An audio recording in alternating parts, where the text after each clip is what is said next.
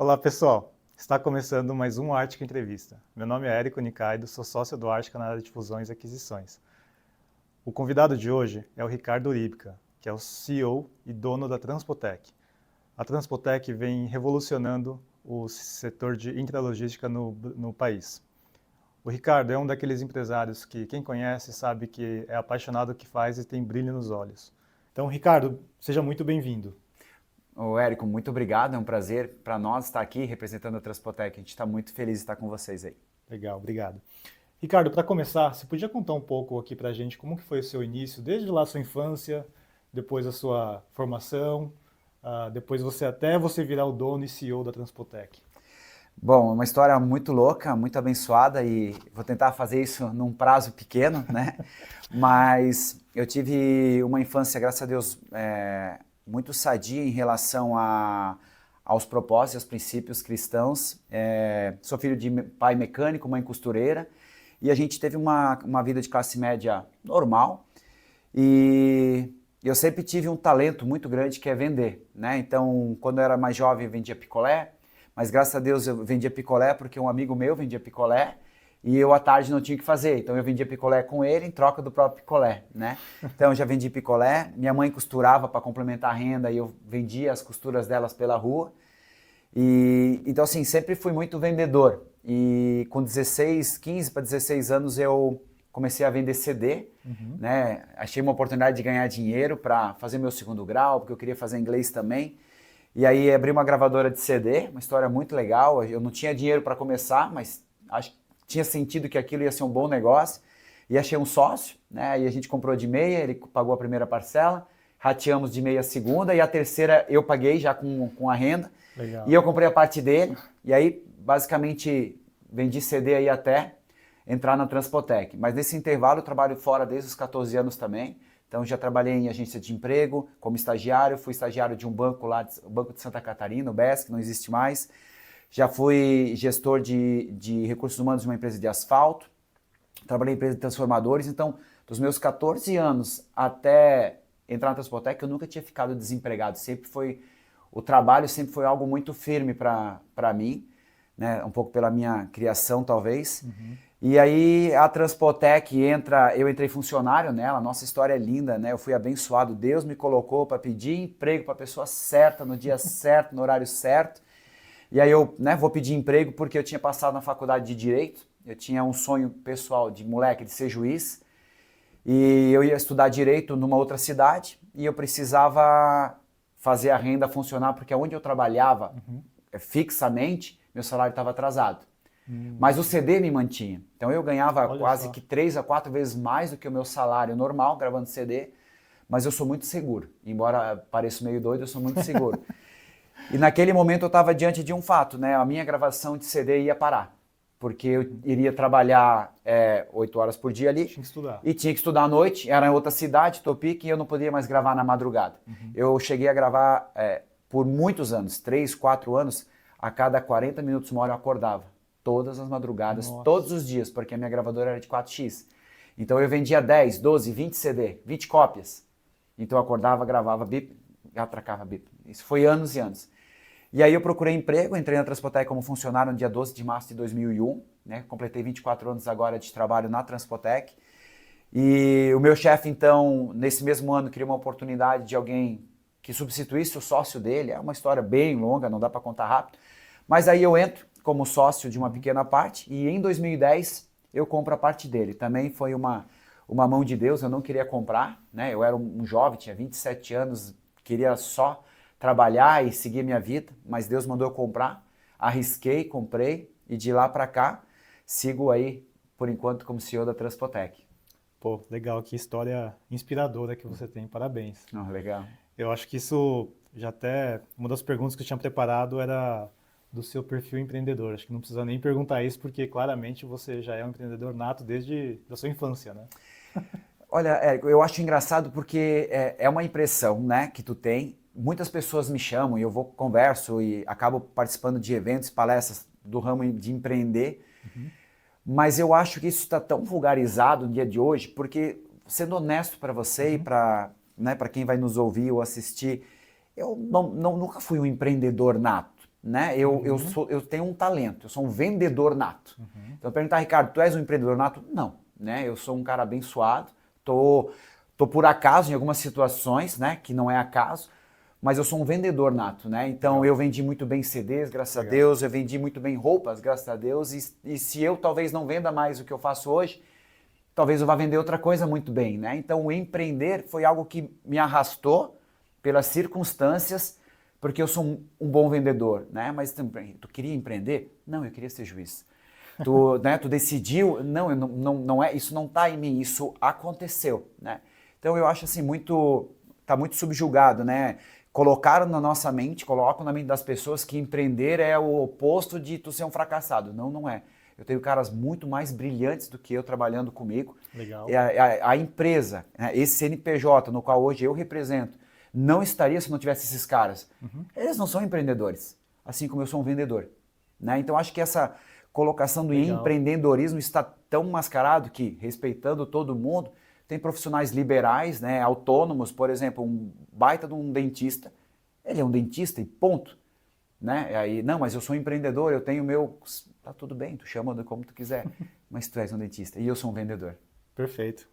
Excelente definição. Acho que é um ponto de vista bem interessante e rico. Acho que você já demonstra aí um autoconhecimento bem diferenciado. Sobre a Transpotec, você pode contar um pouco do que ela faz, como que ela ganha dinheiro, qual que é o modelo de negócios e, especialmente, qual que é o diferencial competitivo dela hoje com relação aos concorrentes? Claro que sim. A Transpotec o Transpotec Empilhadeiras, né? O nosso foco é intralogística. A gente é uma empresa focada em soluções, prestação de serviços, claro, seja ele de locação de empilhadeiras ou seja ele de manutenção dessas máquinas. Então hoje a gente trabalha no sul do Brasil, inclusive com a venda da máquina. Nós somos distribuidores de uma marca alemã, que é líder de mercado hoje também. E com a locação a gente já está hoje em 6 estados, nós já trabalhamos com 11 unidades de negócio. E o nosso core business, ou seja, o que a gente ganha dinheiro, a gente entrega uma solução intralogística para o cliente. Se ele está em qualquer lugar hoje do Brasil e ele precisa que a movimentação seja eficiente, dinâmica, moderna, estruturada e uma empresa que entenda que a máquina não pode parar, nós estamos lá para entregar essa solução. Hoje temos mais de 3.400 máquinas alugadas, são mais de 6.000 clientes ativos e o nosso DNA competitivo a gente ama o que faz.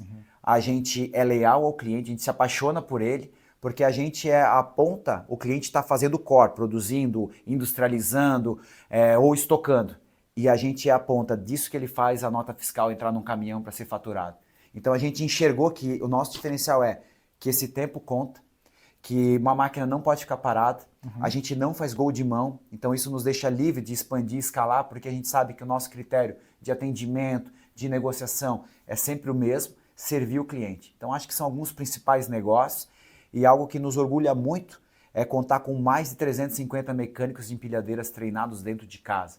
Né? Então acho que eu não conheço outra empresa focada em empilhadeiras que tenha essa robustez, né? E que isso nos permite muito crescimento para a locação, muita resiliência em casos de crise com a manutenção. Então a gente está sempre trabalhando na ponta para atender o cliente. Legal, parabéns.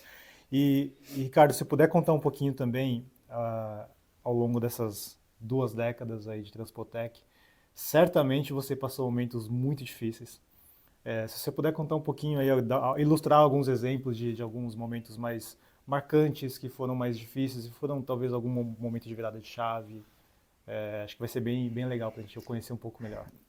Teve sim, não tem como não falar, né? Eu acho que não dá para falar só em das 2 décadas, mas se eu olhar assim, estou com 42 anos de idade, se eu olhar meus 40 anos de idade, né?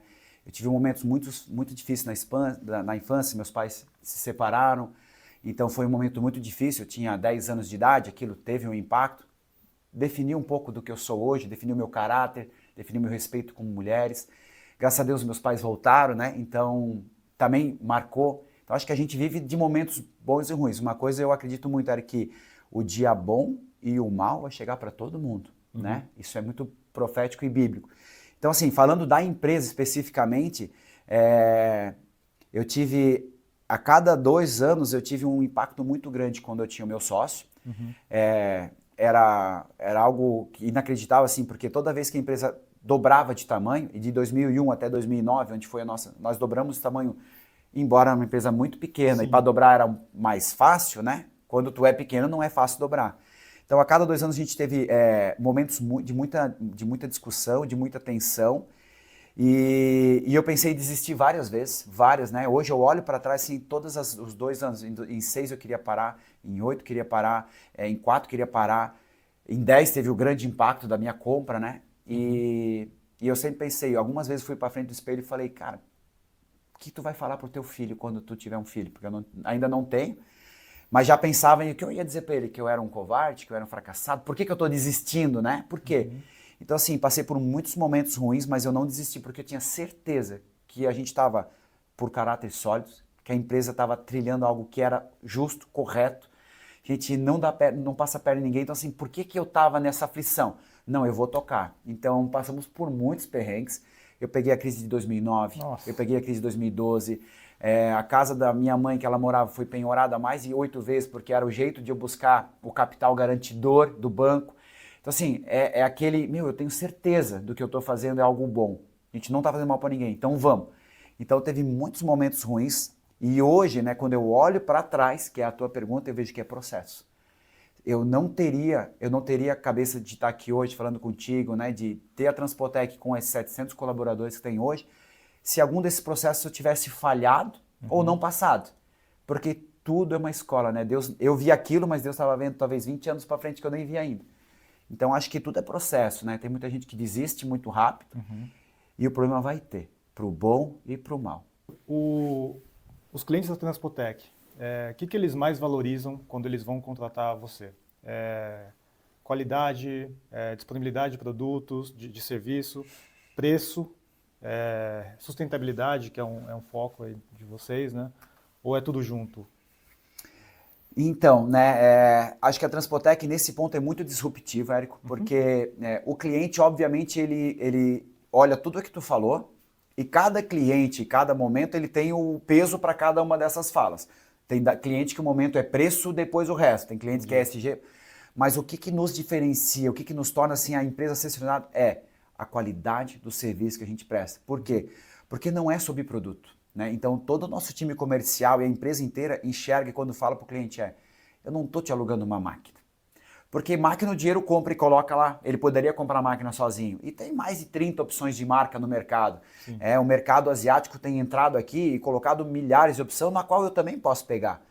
E hoje a gente é muito focado em que se o cliente necessita de garantia que essa máquina opere, garantia de operação, tempo de resposta rápido, e confiabilidade, que essa empresa, no nosso caso, que estamos entrando, vamos ser corretos com os funcionários deles, vamos ser éticos em relação aos tributos, vamos ser corretos com os descartes e acima de tudo, e a gente escala isso e é competitivo, então assim, acho que o nosso grande diferencial é o conjunto agregado que leva ao cliente um serviço de longo prazo. Então eu acho que nós somos muito bem cotados quando o cliente precisa de uma empresa, eu posso confiar. Isso eu não preciso mais me preocupar, porque a gente renova clientes 17 anos, eu tenho clientes que estão com a empresa há 24 anos. Isso é sinal de que a gente é de continuidade. É o maior sinal de que o cliente reconhece o que ele está buscando, ele encontra em vocês. Né? Essa continuidade, essa perenidade de renovar contrato com vocês, muito legal. Ganhar o cliente é muito fácil, com produtos baratos e merchan de preço. Mas a gente manter rodando e entender o cliente, a gente é muito dinâmico. A gente troca a máquina quando enxerga que tem uma oportunidade nova no mercado. E isso faz com que a gente fique 10, 12, 15, 20 anos no cliente. Fantástico, fantástico. Ricardo, vocês hoje tem um sócio, no seu quadro societário, você tem um sócio que é um fundo de private equity, que é a 20 Partners. O que foi um processo aí que foi durante ali a pandemia, né, que você trouxe o investidor? Então, imagino que tenha sido um momento um pouco confuso, mas o que foram os principais aprendizados, desde lá do processo de investimento da 20 até hoje, né, que eles estão hoje no quadro societário? Quais são os principais aprendizados que você traria, que daria para compartilhar com o nosso público? Aqui um dia tu tem que me chamar só para falar disso, né? Porque isso dá 1 hora, se for realmente para, né, compartilhar ensinos, tem muitos, mas tentar ser um pouco sucinto, né? A história da Transpotec, levou ela para fazer essa decisão. Então não foi uma decisão de 15, 20 dias a um ano, né? Legal. Então nosso negócio é altamente alavancado, a gente consome dívida, porque eu alugo máquinas, então eu busco dinheiro no mercado. Sim. Então assim, a gente tem lá um crescimento de 0 Max 2001, a gente iniciou 2010 com 99 empilhadeiras na frota. E aí, em 2012, a gente fez a primeira operação Finame. Eu lembro que eram 7 milhões de reais para nós, para mim era, meu Deus do céu, tomei dívida de 7 milhões de reais, como eu vou dormir? Que eu penhorei a casa da minha mãe a primeira vez. Então, assim, o acúmulo de dívida é algo necessário. Até 2016, a grande bagunça do mercado, em que os bancos, principais parceiros nossos de negócio, do meu estilo de negócio, chamou a gente e falou, olha, acabou a farra de ficar emprestando dinheiro à torta e à direita, vocês nunca olharam a dívida versus isso, versus aquilo, então agora a gente não tem mais dinheiro para emprestar. O primeiro choque foi um impacto muito grande, porque o banco disse, não empresto mais dinheiro para vocês, porque vocês são altamente alavancados, mas nunca ninguém tinha dito isso até então. E como eu te falei ali no início, a gente aprende muito rápido com os ensinos, né? A gente tinha duas opções, ficar bravo ou enxergar o que tem de verdade nisso. Então a gente aproveitou a crise de 2016, o mercado recuou, a gente não tinha locações a serem feitas, parou de captar e graças a Deus o mercado parou, então a gente não perdeu a oportunidade, arrumamos a casa, decidimos auditar uma empresa de dono em 2016, 2017, já no início, porque nós nunca mais vamos passar uma vergonha com o banco. E chegou 18, 19, a gente estava redondo com o nosso endividamento lá embaixo, a empresa, e a gente decidiu isso, né, nos nossos comitês internos. Embora eu seja o dono da empresa, e era até então, eu sempre tive o meu time muito envolvido. Eu tomo decisão em 6, 5. Mesmo que eu possa tomá-la sozinho, eu não tomo. Porque se é para nós se molhar, vamos se molhar todo mundo junto. Perfeito. E festejar também. Então a gente decidiu ter uma empresa para o meu principal parceiro, que era o banco. E aí a gente se preparou, veio 19 e 20, começamos a conhecer, né? E estava tudo bem por enquanto. Na pandemia, né, que teve o maior impacto, a gente estava muito bem. Graças a 2016, o soco, que a gente aprendeu. 17, 18, 19, a gente arrumou, estava bonito, tinha crédito no banco. A gente entrou na pandemia com capital, entramos na empresa redondinha, a empresa tinha caixa e a empresa tinha capacidade de investimento. Crescemos 25% no meio da pandemia. Nossa. E aí enfrentamos o primeiro ano de pandemia, né, super bem, e aí conhecemos realmente a Vinci, né, além de outros que a gente já tinha conhecido, mas deu muito match no jeito que eles querem, no jeito que eles buscavam, deu muito match com o estilo, né, de pessoas, eu sou muito perceptivo a quem eu quero estar ao meu lado, e aí a gente chegou numa conclusão, né, no final do período ali da pandemia, início de 21, e se? Né? E se vier outra? E se acontecer de novo? E os ICs fizeram a gente entrar numa mesa e assim, gente, tem 390 colaboradores aqui atrás. Isso aqui não é uma empresa do Ricardo. Isso aqui é uma empresa que tem 400 famílias aqui atrás. E a gente se endividou bastante na pandemia. Então a gente tomou uma decisão coerente, né? Vamos buscar um investimento integral de dinheiro aqui. Perfeito.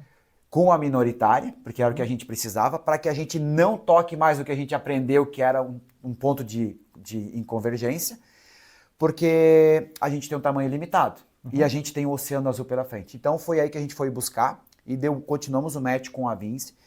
E 10 de agosto de 21 a gente fez o close, entrou o dinheiro na mão e frente a todos os outros movimentos que era bem aquecido na época, nós fomos a única empresa do segmento que o dinheiro entrou e foi utilizado em compra de máquinas e os donos continuaram na empresa. Então, assim, para nós foi um grande diferencial, porque houve acho que 4 ou 5 movimentos semelhantes, mas todas 0. O dinheiro ia na conta do dono que foi para casa. O dinheiro foi na dona, foi pescar. E tá tudo certo, mas o nosso momento era, me dá o dinheiro porque isso aqui vai dobrar de tamanho. E foi o que a gente fez, de 21 até hoje, a gente não seria o que está hoje sem a Vinci. Estamos com mais de 700 colaboradores, são mais de 3.400 máquinas, 11 filiais, Oceano Azul, né, debêntures na mão. Por quê? Porque o nosso sócio veio para sentar numa cadeira que a gente era não tão bom, que é a cadeira da estrutura financeira, da credibilidade financeira e de novos horizontes, né? Então, para nós foi planejado que a gente nem imaginou que iria, mas foi muito bem pensado de que era o que tinha que ser feito na data e hora certa. Legal, muito bom, muito bom. Mudando aqui um pouco do tema, Ricardo, falando um pouquinho de equipe, eu acho que é impossível falar com você sobre Transpotec e não falar sobre pessoas, vocês Impossível. são uma empresa Great Place to Work. Me conta um pouco, Ricardo, como é que você construiu esse time? O que que você valoriza nos profissionais que vão trabalhar com você lá na companhia? Enfim, se você puder dar um pouco mais de cor para a gente. Pode. Aqui eu vou voltar para aquela nossa conversa sobre o papai lá do céu, né? Ele vai colocando e a gente tem que estar atento nessas, né? Então, assim, quando a gente era pequeno, só para você ter uma ideia, assim que eu compro a parte do meu sócio, nos primeiros 12 meses ali tinha problema de sistema, enfim, umas confusões que aconteceram nessa ruptura. Eu implanto um novo sistema e conheço o meu atual CFO. Então, assim, pô, estamos 15 anos juntos, mas, porra, ele estava ali na hora certa, no lugar certo. Ele entendia do que eu não entendia, porque eu sou vendedor, Sim, eu não sou contador. sim. Né? Embora sou formado em contabilidade, mas nunca fechei um balanço na minha vida. E vem um cara com esse pedigree e vem ao meu lado. Né? E assim foi sucessivamente pessoas que foram sendo incorporadas com esse DNA. Então, assim, o que a gente gosta muito, o que eu gosto muito, é a pessoa que é diferente de mim. Né? Então, assim, vendedores, óbvio, a gente tem bastante. Mas no âmbito de controlar esse bicho grande, eu tenho pessoas que são extremamente financeiras e estáticas no processo. Tem eu tenho muita gente mais durona. Eu tenho gente mais 360 graus. Tenho aquele que vai supor. Então, assim, eu vou me cercando de opiniões divergentes e faço disso o melhor para a empresa no total. E isso a gente vai escalando. Então, eu faço muito job rotation, Érico. Eu tenho meus 6 principais executivos. Todos eles começaram como vendedor de empilhadeira, viraram coordenador de oficininha, porque a gente era pequenininho e foi crescendo. Então, esses caras hoje que estão nas pontas, cuidando de tudo para mim, Já passou por todas cara, as... eles sabem o que é, né? Não é a minha, mas eu sou hoje gestor de compras. Não, cara. Essa peça ele sabe o que acontece na ponta. Então, esse crescimento que a gente fez faseadamente me dá gente boa. E uma das coisas que é mais importante deles para baixo, ou seja, lá da pessoa que é mais entrou agora, menor aprendiz, começou agora, até o que está conosco há 24 anos, é que a gente tem que tratar as pessoas com respeito. Né? Porque eu acho que todo mundo, máquina se compra, prédio se aluga, mas carne é uma só, né? E todo mundo tem dono, que é o homem lá de cima. Então, com esse princípio, a gente cresce bastante. E ser Great Place to Work, para nós, é algo muito, muito importante, porque eu não sou uma empresa de tecnologia. Perfeito. Embora venda máquinas tecnológicas, embora a gente vende tudo que eu posso falar, 1 hora de tecnologia, eu sou uma oficina mecânica de empilhadeiras que vende um serviço de mão na graxa. E o minha ponteira saber que ele se sente confortável de estar fazendo isso, é muito, muito importante, porque nós não temos uma piscina de bolinha na nossa empresa. Perfeito, perfeito. E crescer com essa velocidade que você está crescendo nos últimos anos, né, Ricardo? Até desde 2010, quando você entrou na companhia, ela exige que você tenha uma cultura muito forte, né? Existe. E até ouvindo você, acho que alguns valores são muito fortes também, mas como é que você definiria a cultura que você, hoje da Transpotec? Nossa cultura é muito forte, é muito forte. O crescimento tem consequências, né? E aí nem todo mundo está disposto a pagar o preço. Eu acho que é aí que entra a diferença do empreendedor e do que se diz empreendedor, porque o custo é altíssimo, né? Eu tive muitas perdas no caminho, né? Enfim, custa. Mas a cultura da Transpotec é a cultura que eu te falei. A gente tem um alicerce forte em ser honesto, não fazemos gol de mão, a gente trata todo mundo com ética, a gente é muito humilde. Ser humilde na empresa é o ponto mais difícil da nossa cultura, porque não importa quem a gente contrate ou quem vem trabalhar conosco. Eu sou simples. Eu quero que o meu executivo seja simples. Eu quero que o nosso melhor mecânico ele seja simples. E eu quero que o cara do TI seja simples. E isso custa. Custa porque a gente quer isso, porque quando tu serve, né? Eu tenho um lema muito claro, que o maior é o que serve. Né? Quanto maior tu for, maior tu serve. Então, a cultura na Transpotec é de paixão pelo que faz. Então, se tu não gostar, o time expurga. Sim. Se você entrar e botar os pés em cima da mesa, você vai ser expurgado, porque o dono não põe o pé na mesa.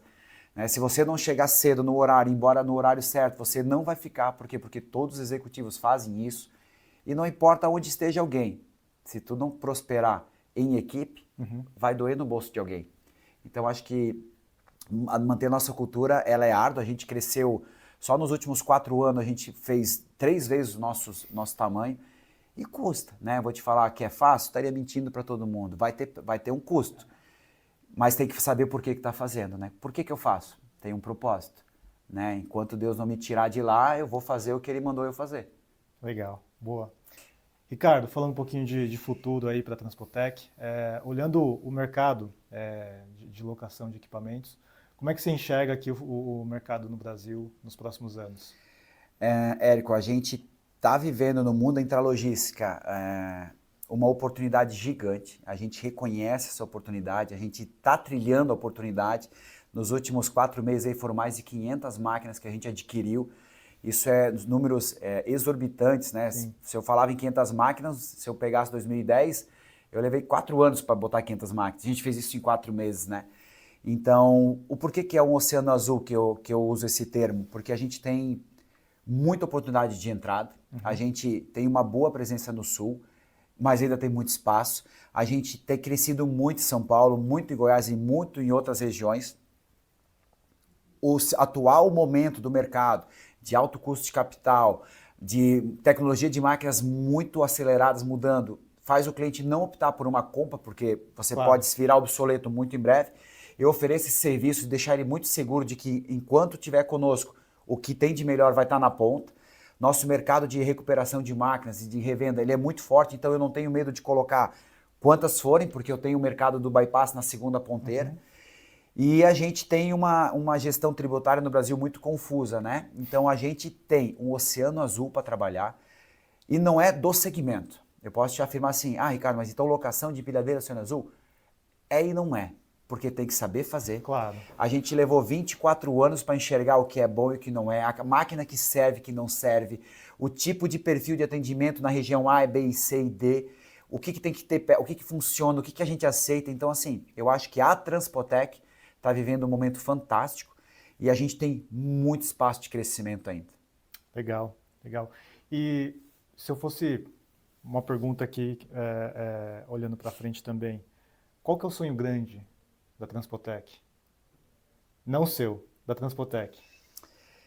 Bom, eu acredito fielmente que a Transpotec, Deus tem algo muito grande para ela, à frente, com muito mais pessoas. Eu acho que a Transpotec, e quando eu falo Transpotec né, o que o mercado vai falar no futuro, talvez ela mude de nome, talvez ela faça fusões, talvez ela faça aquisições, a gente não sabe, talvez ela cresça organicamente. Então, assim, olhando no futuro, sim, eu acho que a Transpotec é uma empresa que tem capacidade de ter milhares de colaboradores, milhares de famílias impactadas, milhares de soluções na ponta, seja com o nome dela, mas uma coisa é fato, o nosso time vai estar presente e entregar soluções intralogísticas.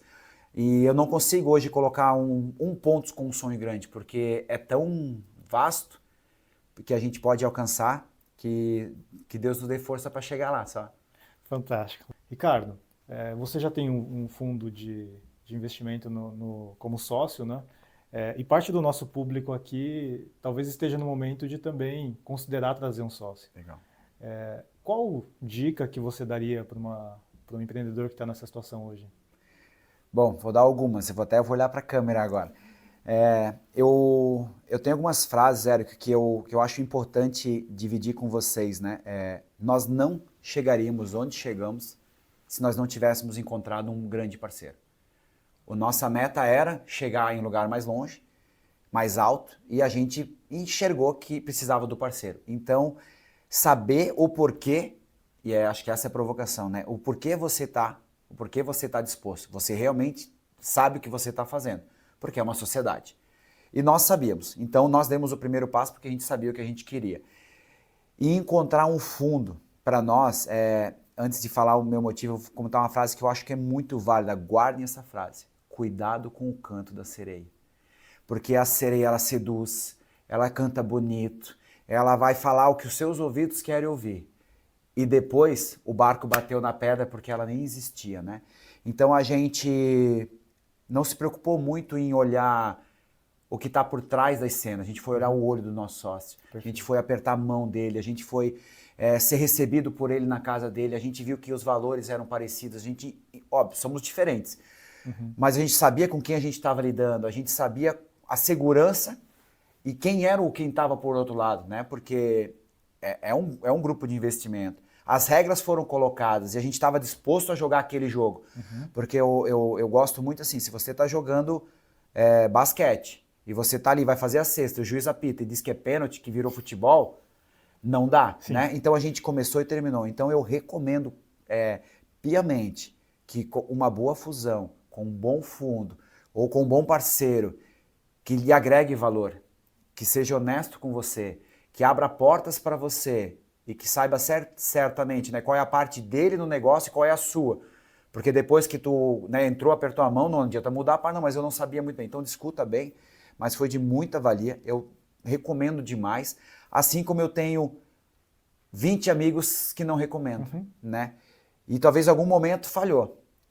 A escolha do fundo na Transpotec, eu não tenho vergonha de dizer, além de tudo isso técnico que eu falei, eu botei meu joelho no chão umas 30 vezes. E só apertei a mão quando o meu coração estava em paz, assim, vai que é para ir. Porque às vezes a gente fica cego. Porque é múltiplo, é dinheiro, é isso e aquilo, e por trás vem muita coisa. E a gente foi muito seguro, e graças a Deus a gente vai fazer 4 anos agora em agosto. A empresa cresceu muito, e a gente é muito feliz com eles. Legal, fantástico. E talvez até uma dica prática, quer dizer, para quem está ouvindo, e acho que um pouco da nossa experiência aqui no dia a dia, até conversar com outros empresários que já foram sócios ou que já foram, que são sócios daquele fundo que você está considerando, né? Que acho que isso é um diferencial bem grande, porque o empreendedor também não vai contar uma história que não é verdade do outro lado, né? Então... Eu fiz bastante isso, Érico. Eu liguei para quase que 12. 12? 12. Não os antigos e os atuais. Sim. Não obstante, eu liguei para bancos, eu liguei para pessoas que tinham investido. Por quê? Porque o papel aceita tudo, né? O papel é muito lindo, mas assim, eu tinha que ter certeza de que o que eu estava vendo era real. Então, assim, acredito que eles fizeram isso comigo também, né? Então, eu acho que é muito importante, porque não pode ser só dinheiro. Exato. E eu usava muito esse termo com a Vinci. Às vezes ele nem entendia, porque no final eu briguei muito, né? Porque cada centavo para uma máquina importava. Mas não é só dinheiro. Dinheiro também era importante, mas o resto era mais ainda. Não adiantava dar o dobro de dinheiro e destruir a nossa empresa com cultura errada, moer pessoas, não são nossos critérios. Perfeito. Que história fantástica, de novo, acho que você tem um nível de resiliência bem alto, né? Deus é fiel, cara, não é fácil. E aí, nessa história toda que você está contando, quer dizer, teve muitos momentos difíceis, né, que você está até mencionando, e convivendo um pouco com você, Ricardo, fica claro e é super interessante ver a cultura religiosa que você tem. Como é que isso te ajudou ao longo dessa trajetória e como que isso reflete no dia a dia da companhia, no seu dia a dia? Se puder contar um pouquinho para a gente como é que a religião impacta na sua vida? Meu, eu precisaria de algumas horas de podcast, porque é muito lindo, é muito grandioso, né? E eu teria muitos e muitos e muitos testemunhos, né, para dar, mas uma coisa para tentar ser sucinto, né? Eu reconheço que se estou onde estou e se tudo que eu vivi, foi porque Deus me deu a oportunidade de eu chegar. É claríssimo para mim aonde eu nasci. E assim, ó, eu posso te ficar 2 horas falando de coisas que são doloridas para uma criança, para adolescente, o que eu vivi, dos meus pais na época e tal. Mas lá eu aprendi caráter, que eu te falei. Fui trabalhar e no trabalho eu aprendi resiliência. Pô, isso é Deus me preparando. Eu não entrei por acaso, não pedi emprego por um cara que 6 meses depois me chama de ser sócio. Nós tínhamos 2 funcionários na época.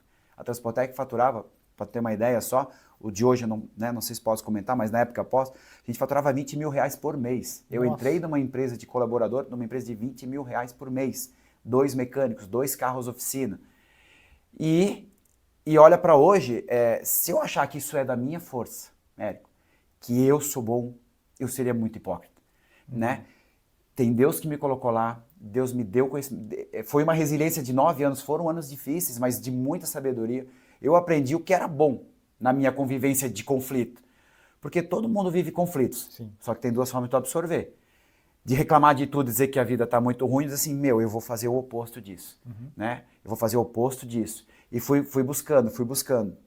Aí em 2010 eu acabo comprando a empresa do meu sócio, do meu chefe, que virou meu sócio, por uma palavra.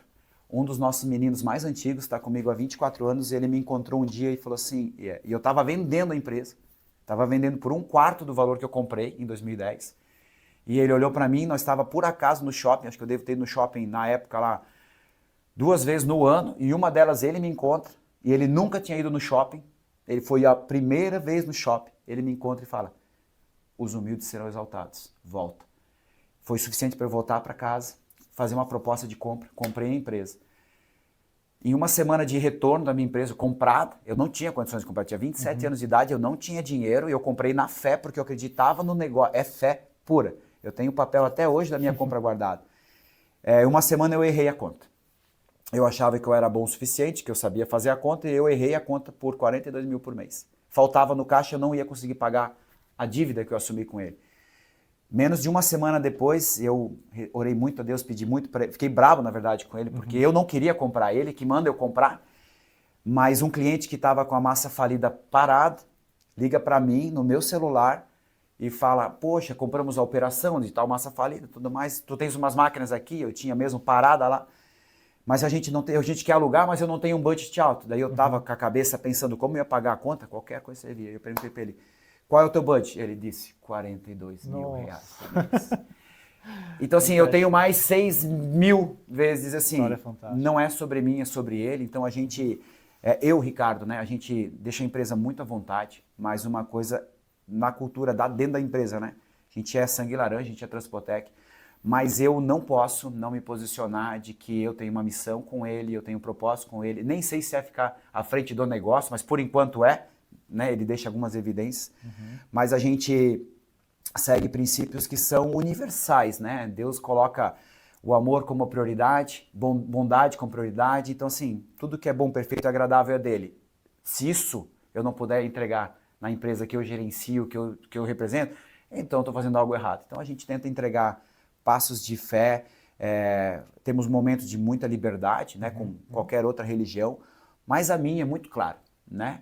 Não converto ninguém, mas eu não deixo de falar que o meu Senhor é maravilhoso. Fantástico, fantástico. Legal, muito, muito bacana ouvir seu relato.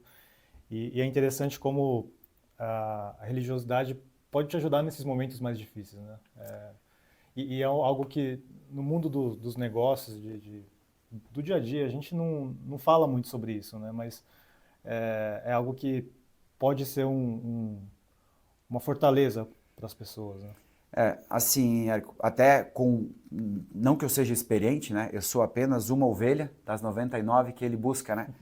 Mas eu acho que, corrigindo um pouquinho sobre o meu ponto de vista, né? A religiosidade atrapalha, mas a fé em Deus não. Porque legal.